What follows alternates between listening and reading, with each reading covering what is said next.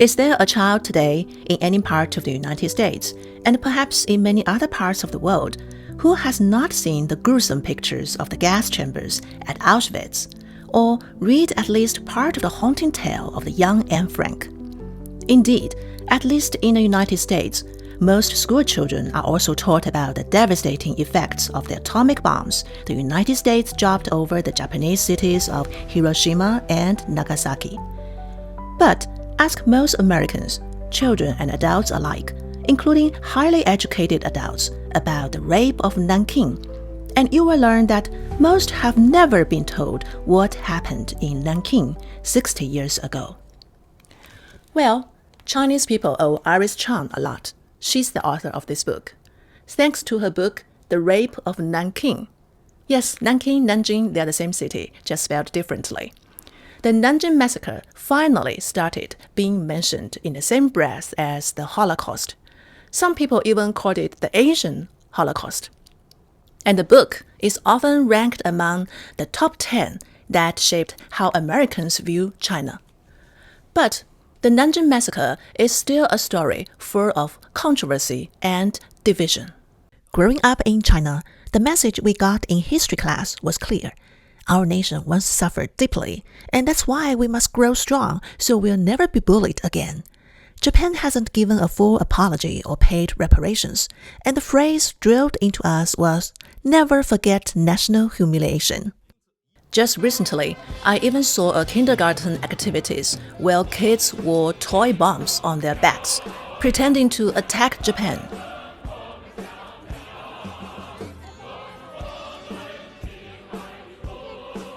Back in our school days, it wasn't that over the top, but the vibe was still pretty much the same.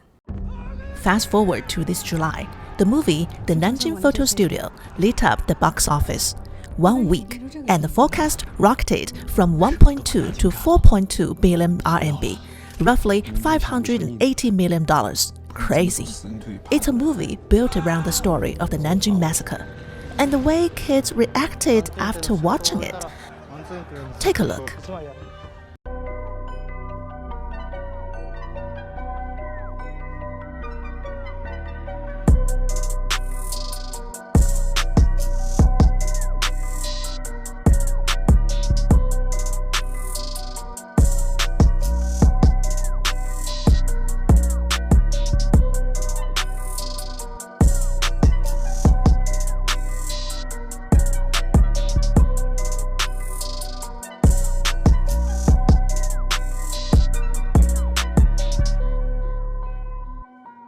I wonder, do Jewish kids feel the same way after watching movies about the Holocaust?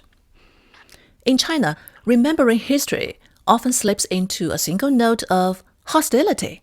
That thought made me take another hard look at the Nanjing Massacre. The truth is, every retelling still sits under the shadow of Japan's right-wing denial. The louder the denial, the harder China pushes back with proof. That back and forth spins into a vicious cycle. So let's clear out the basics. Did it happen? Of course it did. Were 300,000 people killed? Honestly, we simply don't know the exact figure. Here's what we do know. In December 1937, after Japanese troops captured Nanjing, 6 weeks of mass killings and sexual violence followed. There's solid evidence. John Magee, an American missionary, filmed about 105 minutes of footage on a 16mm camera, showing bodies of civilians, women assaulted and murdered, the wounded with bayonet injuries, and victims treated in refugee hospitals. To protect the reels, he hid them carefully and passed copies through trusted contacts at the U.S. Embassy in Nanjing. From there, they were sent out via diplomatic pouches, a method immune to Japanese inspection. The film reached the United States in early 1938, where it was screened at churches and public meetings to raise awareness. Later, it was introduced as evidence at the Tokyo War Crimes Tribunal. Then there's the Rabe diary.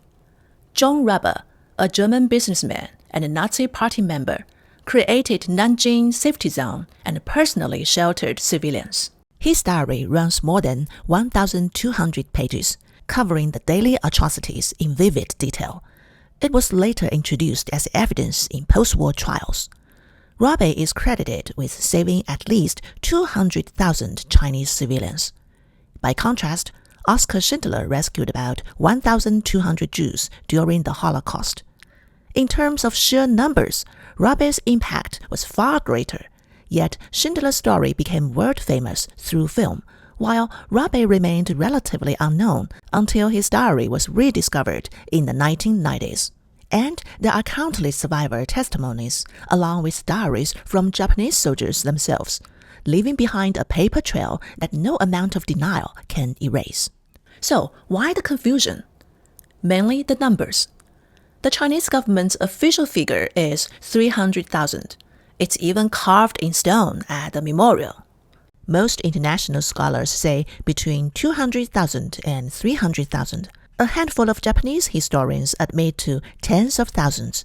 And the far-right deniers, they go as low as a few thousand, or flat-out claim nothing happened. The bottom line, the massacre is undeniable. The debate is about how many, not whether. In some early exhibitions on the Nanjing Massacre, there were cases where photos from the Tongzhou incident were mistakenly used. The Tongzhou Massacre took place in July, about half a year earlier, and the people you see in lighter summer clothing were from that event. It was Chinese forces killing Japanese civilians. These photos were taken by the Japanese army and later widely circulated to the international community as propaganda to portray the Chinese resistance as brutal and evil. The author of this book, Iris Chang, was the second-generation Chinese American, whose parents immigrated from Taiwan.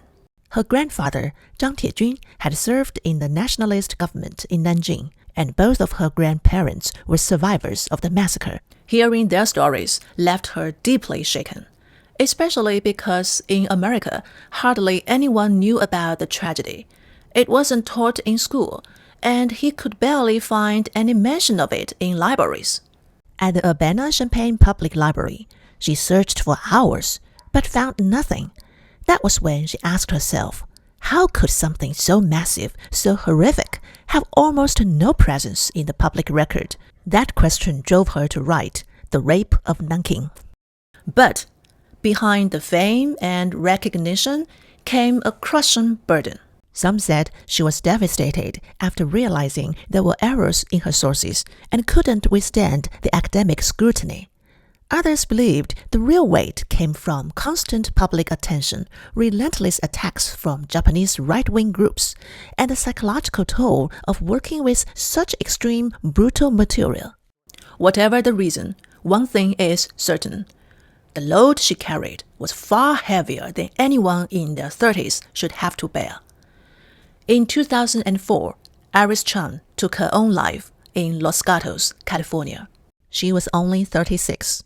15 years later, in 2019, a memorial park in Silicon Valley was named in her honor, Iris Chang Park. By then, everyone knew this one woman had single-handedly brought a forgotten chapter of history back into the world's memory. After finishing her book myself, I can totally understand why the process broke her down.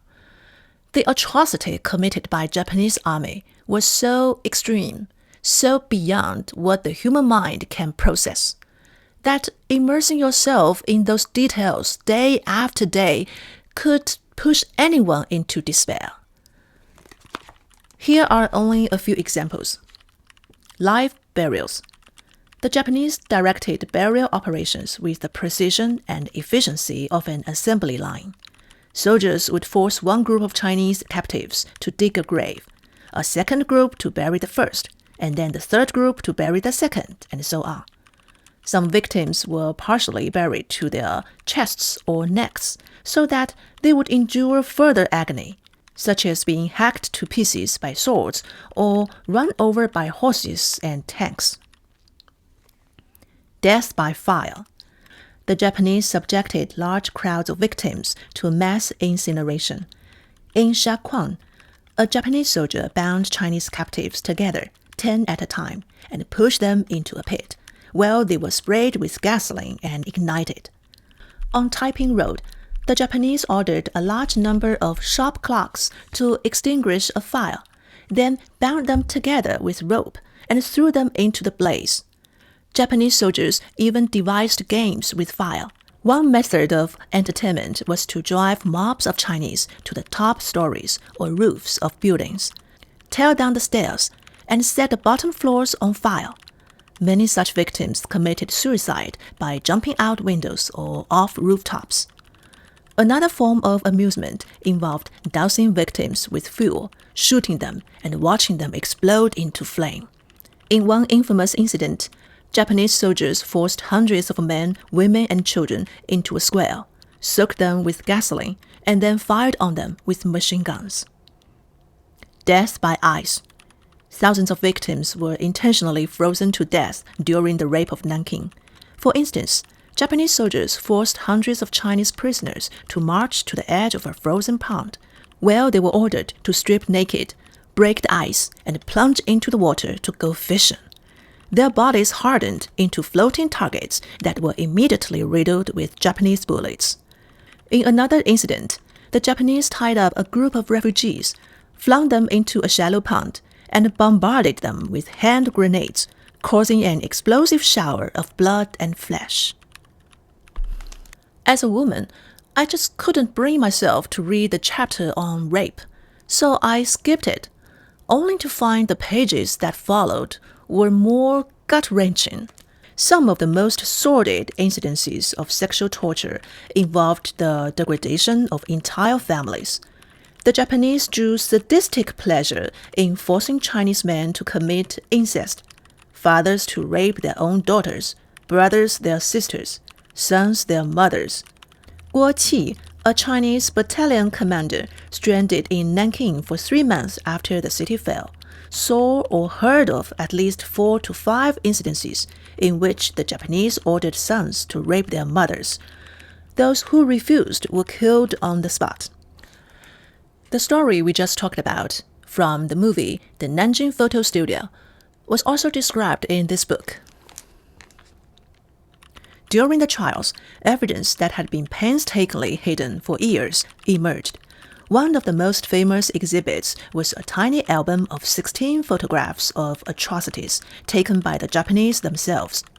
When the negatives were brought to a film development shop during the massacre, the employees secretly duplicated a set of images, which were placed in an album, hidden in the wall of a bathroom, and later secreted under a statue of Buddha. The album passed from hand to hand. Men risked their lives to hide it, even when the Japanese issued threats and conducted searches for photographic evidence of their crimes. One man even fled from Nanking and wandered from city to city for years like a fugitive because of the 16 photographs. What puzzles me is this: how could Japanese people, polite, always careful not to trouble others, become so brutally violent during World War II? Iris offered her own explanation. Some Japanese scholars believe that the horrors of the Rape of Nanking and other outrages of the Sino-Japanese War were caused by a phenomenon called the transfer of oppression. According to Tanaka Yuki, author of Hidden Horrors, Japanese War Crimes in World War II, the modern Japanese army had great potential for brutality from the moment of its creation for 2 reasons: the arbitrary and cruel treatment that the military inflicted on its own officers and soldiers, and the hierarchical nature of Japanese society, in which status was dictated by proximity to the emperor. Before the invasion of Nanking, the Japanese military had subjected its own soldiers to endless humiliation. Japanese soldiers were forced to wash the underwear of officers or stand meekly while superiors slapped them until they streamed with blood. A second factor in the atrocities, scholars believe, is the virulent contempt that many in the Japanese military reserved for Chinese people. A contempt cultivated by decades of propaganda, education, and social indoctrination. Though the Japanese and the Chinese share similar, if not identical racial features, there were those in the Imperial Army who saw the Chinese as subhuman beings, whose murder would carry no greater moral weight than squashing a bug or butchering a hog. In fact, both before and during the war, members of the Japanese military at all levels frequently compared the Chinese to pigs. For example, a Japanese general told a correspondent, "To be frank, your view of Chinese is totally different from mine. You regard the Chinese as human beings, while I regard the Chinese as pigs." A Japanese officer in Nanking who bound Chinese captives together in groups of 10, pushed each group into and burned them, excused his actions by explaining that his feelings when committing these murders were identical to those he had when he slaughtered pigs. In 1938, the Japanese soldier Atsuma Shiro confided in his diary at Nanjing that a pig is more valuable now than the life of a Chinese human being. That's because a pig is edible. A third factor was religion. Imbuing violence with holy meaning, the Japanese Imperial Army made violence a cultural imperative every bit as powerful as that which propelled Europeans during the Crusades and the Spanish Inquisition. Every single bullet must be charged with the imperial way, and the end of every bayonet must have the national virtue burned into it, one Japanese general declared in a speech in 1933. The way I see it, every nation's character shifts with the times. Between 1928 and 1945, the Japanese were consumed by militarism, arrogant, overconfident, and utterly different from the Japan we see today. So maybe it will help to think of it this way. That Japan is gone, and the Japan we see today is a new one.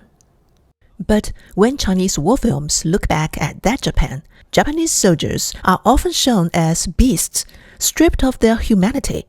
The truth is, the men giving orders and carrying out atrocities were still human.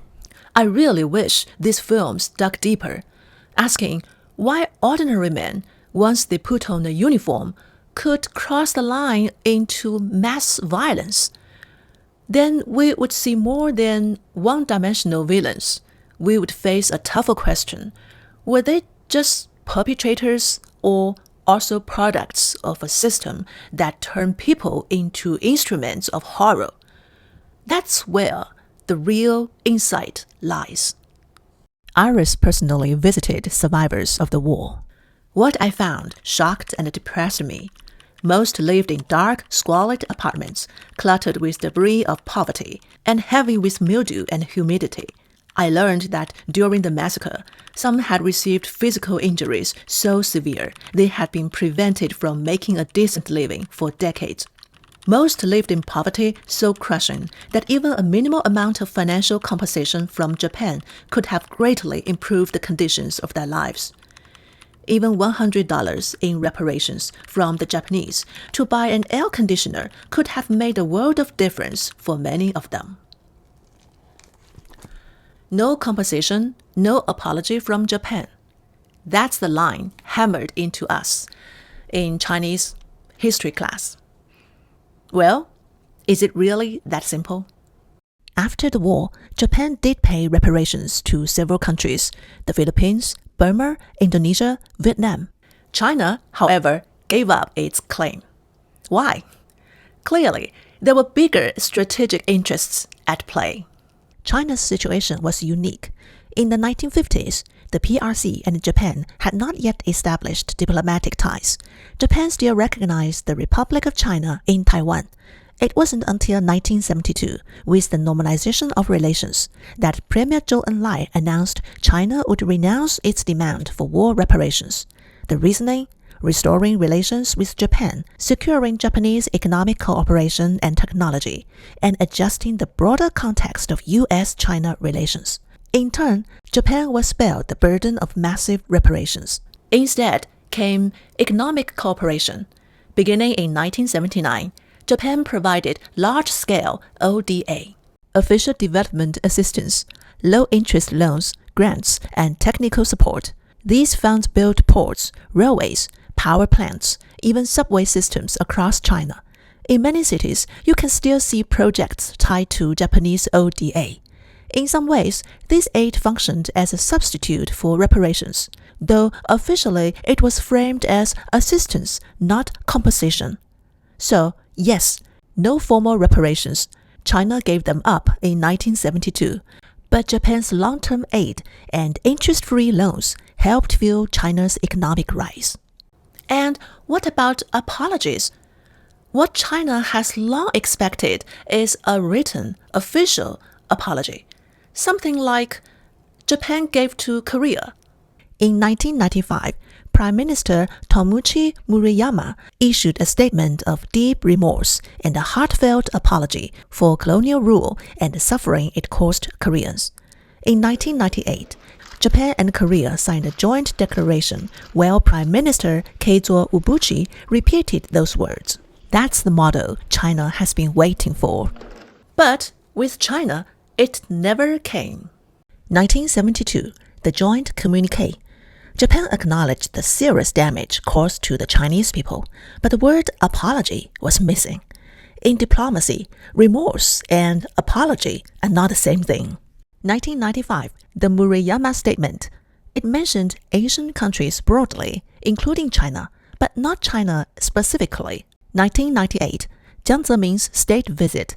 Obuchi again spoke of deep remorse and heartfelt apology, but only in oral remarks, not in a formal written statement. Why not give China the same treatment as Korea? Because the stakes are higher, much higher. Japan's war in China wasn't just colonization. It was full-scale invasion and massacre.